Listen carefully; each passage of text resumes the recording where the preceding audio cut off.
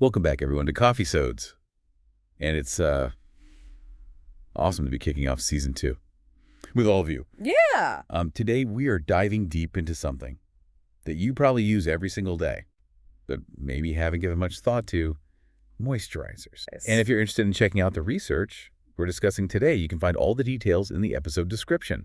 Awesome. So, we slather these creams and lotions on our skin, but what are they actually doing? I mean, I know they're supposed to make my skin feel nice, but what's the science behind it all? Well, it's interesting because moisturizers actually bridge this gap between cosmetics and medicine. Okay. We often think of them as beauty products, but they play a crucial role in maintaining healthy skin and even treating certain skin conditions. Okay, so they're more than just a superficial thing. Yeah, That makes me think about the history of moisturizers. Haven't people been using them for ages? absolutely. The desire for soft, supple skin is timeless. We can trace the use of moisturizers back thousands of years. The ancient Egyptians, for example, used aloe and frankincense in their skincare routines. They believed frankincense had anti-aging properties, which tells us this quest for youthful skin has been going on for centuries. So how did we go from aloe and frankincense to the high-tech moisturizers we have today?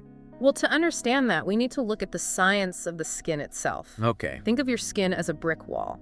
Okay. The bricks are your skin cells, called corneocytes, and the mortar holding them together is made up of lipids. Okay, I'm visualizing it. Yeah. The bricks and mortar of our skin. I like that analogy. It's a good way to picture it. Yeah. Those lipids are essential for keeping your skin hydrated. They form a barrier that prevents water loss and keeps all those skin cells happy and healthy. So where do moisturizers fit into this brick wall analogy? Moisturizers work by supporting and enhancing that lipid barrier. Right. They contain different types of moisturizing agents that we can group into three main categories: humectants, occlusives, and emollients. Okay, let's break down those three musketeers of moisture. What are humectants? Humectants are like tiny sponges Okay. that attract and hold water. They draw moisture from the environment and from the deeper layers of your skin, helping to keep the surface hydrated. Common examples include glycerin and hyaluronic acid, which you've probably seen all over skincare labels. Hyaluronic acid is everywhere these days. Is it really all it's cracked up to be? It is a very effective humectant, but there's some debate about whether its large molecular size prevents it from penetrating deeply into the skin. So it might not be reaching the deepest layers, No. but it's still doing its job on the surface. Exactly. It's attracting and holding moisture in the upper layers of the skin, which helps to plump it up and keep it hydrated. Okay. Now, in contrast to humectants, we have occlusives. And those work by? Think of occlusives as creating a protective seal over your skin. They prevent water loss by forming a barrier on the surface. A classic example is petroleum jelly, which is incredibly effective at locking in moisture. So humectants attract water, and occlusives seal it in. Makes sense. What about the third musketeer, emollients? What do they bring to the party? Emollients are the smoothers and softeners. They often replenish the skin's natural lipids, helping to fill in those gaps in the mortar of our brick wall analogy. This improves skin texture and flexibility. So things like oils and butters would be considered emollients. Exactly. They help to smooth out the skin's surface and make it feel softer and more supple. And all three types of moisturizing agents work together to keep your skin healthy and hydrated. This is where it gets really interesting. The actual ingredients in moisturizers.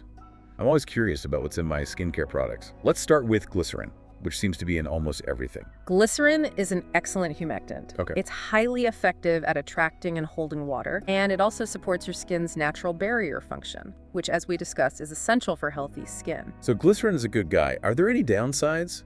Well, there's some debate about whether using very high concentrations of glycerin can actually have the opposite effect in low humidity environments. Instead of attracting water to the skin, it might draw water out. So it's all about balance, finding that sweet spot. Right. You want just the right amount to maximize the benefits without any potential drawbacks. That's interesting. What about panthenol? I've been seeing that ingredient more often lately. What's the deal with that one? Panthenol is another humectant, but it also converts to vitamin B5 in the skin. This means it has additional benefits, like promoting wound healing and cell regeneration. So it's moisturizing and healing. That sounds promising. Now, we talked about petroleum jelly as an occlusive. Are there any downsides to using something like that? Petrolatum is a very effective occlusive, but it can be quite greasy, which might not be ideal for everyone, especially during the day. Yeah, I can see how that wouldn't be the most pleasant texture. for everyday use. Now, what about lanolin? I've seen that one on a lot of moisturizers. Lanolin is a natural ingredient derived from sheep's wool.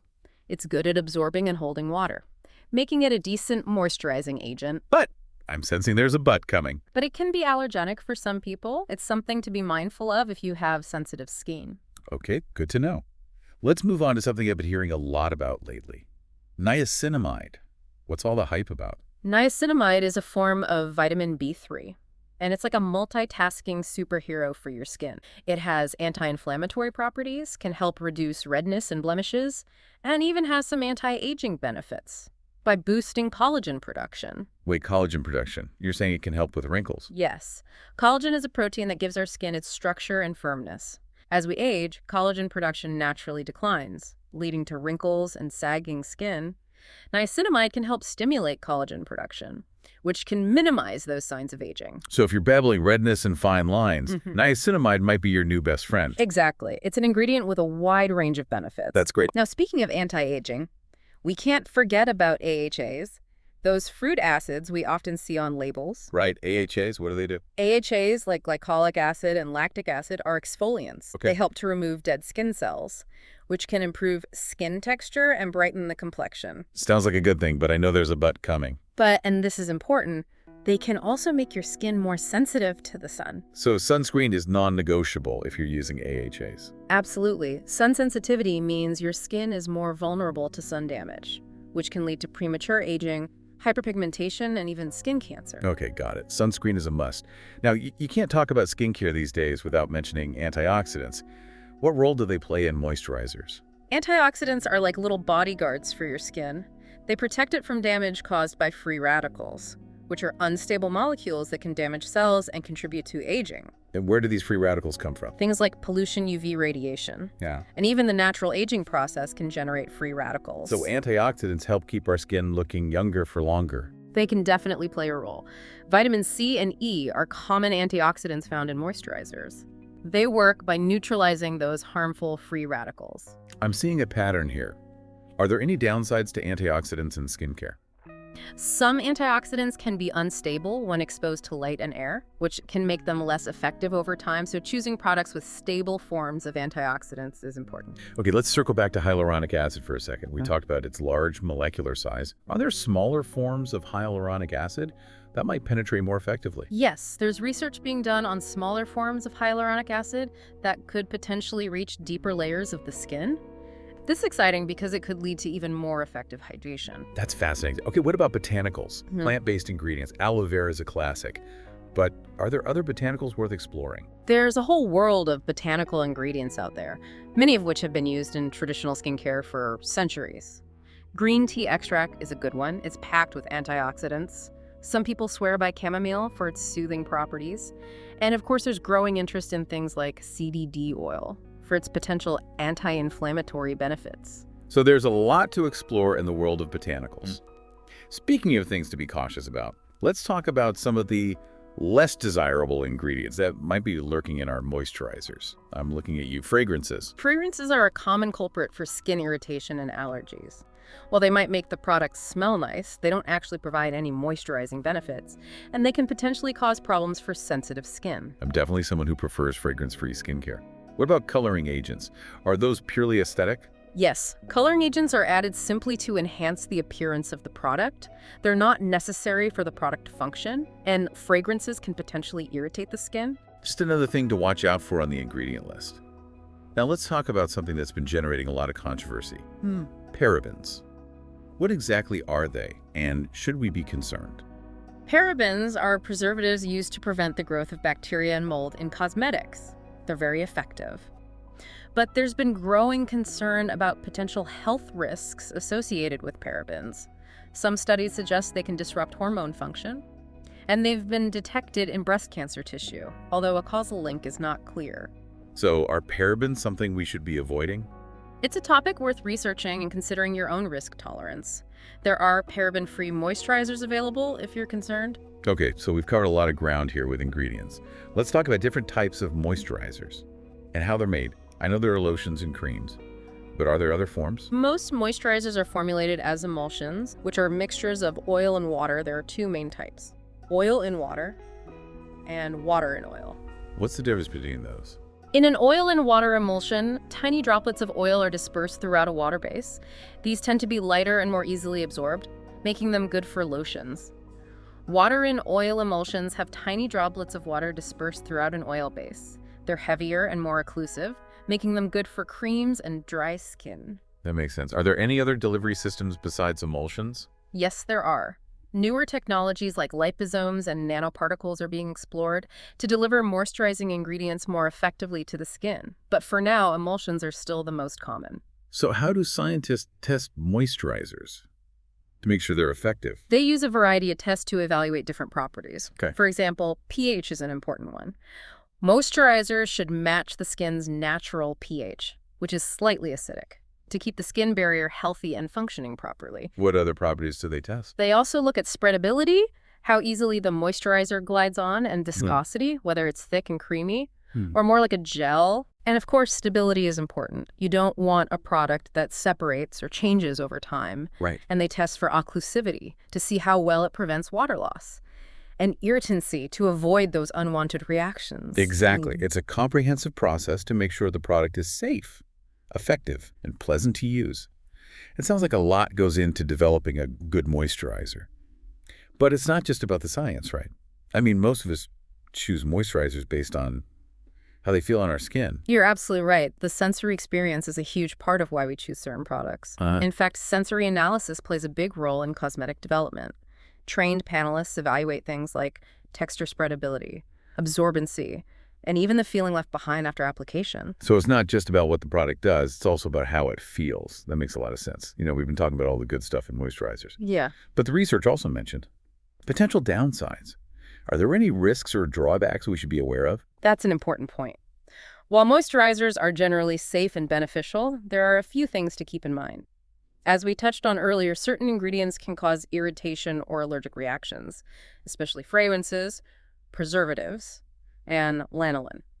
It's always a good idea to patch test a new product on a small area of skin before going all in. Patch testing, good advice.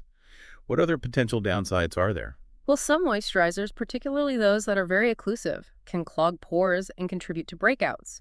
If you're prone to acne, it's crucial to choose products that are non-comedogenic, meaning they won't clog pores. So even though a product is designed to moisturize, it could actually make acne worse for some people. Yes, choosing the right product for your individual skin type and needs is key. And of course, reading those ingredient lists carefully can really help you make informed decisions. Absolutely. Informed consumers are empowered consumers. That reminds me of something I found really thought-provoking in the research paper. It mentioned how using moisturizers might fulfill a psychological need for physical contact. What are your thoughts on that? That's a fascinating perspective, isn't it? I think there's something to be said for the ritual of applying moisturizer, the feeling of self-care, and the sensory experience of touch. It's a way to connect with ourselves and can have both physical and emotional benefits. I know I definitely find my skincare routine to be very relaxing. It's a little moment of self-indulgence in a busy day. So it's not just about hydration and protection, it's also about the experience and how it makes us feel. Exactly. It's about the whole package. Okay, so we've covered a lot about what goes on our skin, but the research paper also got me thinking about internal hydration. How much does what we eat and drink affect the health and hydration of our skin? That's a great question. True skin health starts from within. What we consume plays a significant role in how our skin looks and feels. So drinking enough water is important, but what about our diet? What kind of things should we be eating for healthy skin? A diet rich in fruits, vegetables, and healthy fats can make a huge difference. Antioxidant-rich foods like berries, leafy greens, and nuts help protect your skin from free radical damage, which we talked about earlier. Those antioxidants are working hard, both inside and out. They are. And healthy fats like those found in avocados, olive oil, and fatty fish are important for maintaining the integrity of your skin's lipid barrier. That makes sense. Those lipids are the mortar holding those skin cell bricks together, right? Exactly. You need healthy fats in your diet to keep that mortar strong and prevent water loss. This is all reminding me of something else I read in the research. It discussed how our skin changes as we age and how those changes can affect how moisturizers work. What can you tell us about that? As we age, our skin naturally produces less oil, making it drier and more prone to wrinkles. Cell turnover also slows down, which can lead to a dull complexion. So does that mean we need to switch up our moisturizer game as we get older? It could mean adjusting your routine. You might want to look for richer, more occlusive moisturizers, to compensate for the decreased oil production. Ingredients that promote cell turnover, like retinol, or those AHAs we discussed, can also be helpful. So listening to your skin and adjusting your routine as needed is important.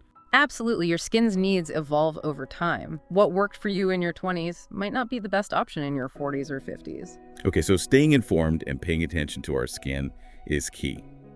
Now, shifting gears a little bit, the research also talked about how our skin microbiome, all those tiny microorganisms living on our skin, can impact its health. How do moisturizers factor into this? That's a really exciting area of research. We're learning more and more about how the skin microbiome influences everything from acne to eczema to aging, and certain ingredients in moisturizers can actually impact the balance of those microorganisms. Interesting. Do you give us some examples? Sure, some ingredients like prebiotics can actually nourish the beneficial bacteria on your skin, promoting a healthy microbiome. So prebiotics aren't just for gut health anymore. Exactly. They're becoming increasingly popular in skincare as we learn more about the importance of a balanced skin microbiome. That's fascinating. Are there any ingredients that could potentially harm the skin microbiome? Yes, some harsh ingredients like certain preservatives or antibacterial agents can disrupt the balance of your microbiome. This can lead to dryness, irritation, and even make you more susceptible to infections. So it's not just about what you're adding to your skin, but also about what you might be taking away. Exactly. It's a delicate ecosystem, and we need to be mindful of how our skincare choices impact it. This all makes me wonder about the future of moisturizers. Are there any exciting new technologies or trends on the horizon? There are some really interesting developments happening. As we discussed earlier, new delivery systems like liposomes and nanoparticles are being explored to deliver ingredients more effectively to the skin. I remember you mentioning that. Are there any other innovations in the works? Yes, there's growing interest in personalized skincare, where products are tailored to an individual's specific skin type, concerns, and even their genetic makeup. So custom-made moisturizers. That sounds futuristic. It does, but it's becoming more and more of a reality. We're also seeing a push towards sustainable and ethically sourced ingredients, which is fantastic. Consumers are becoming more aware of the impact their choices have on the environment. That's a positive trend. It sounds like there's a lot to be excited about in the world of moisturizers. We've covered a lot of ground today, from the history of moisturizers to the science of skin to the latest innovations. It really feels like we've gone from ancient Egypt to the future of skincare in this one conversation. But before we wrap up, I want to circle back to something we talked about earlier, the psychological aspect of using moisturizers. You mentioned the ritual and the sensory experience. Can you elaborate on that a bit more?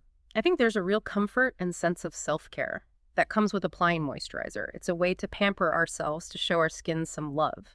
And that physical touch, even if it's just ourselves applying a cream, can be very soothing and grounding. It's interesting to think about how something as simple as applying lotion can have such a profound effect on how we feel. It makes me wonder if there's a connection between the way we treat our skin and our overall well-being. There's definitely a growing awareness of the mind-skin connection. We know that stress can manifest in our skin. Think about breakouts or eczema flare-ups during stressful times. And on the flip side, taking care of our skin can have a positive impact on our mental state. So it's a two-way street, a feedback loop of sorts. Exactly. Taking care of our skin can be a form of self-care that benefits both our physical and mental health. I love that it's a reminder that skincare is more than just vanity. It's about overall well-being.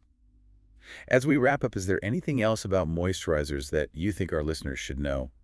Any final words of wisdom? I think the most important thing is to be an informed consumer.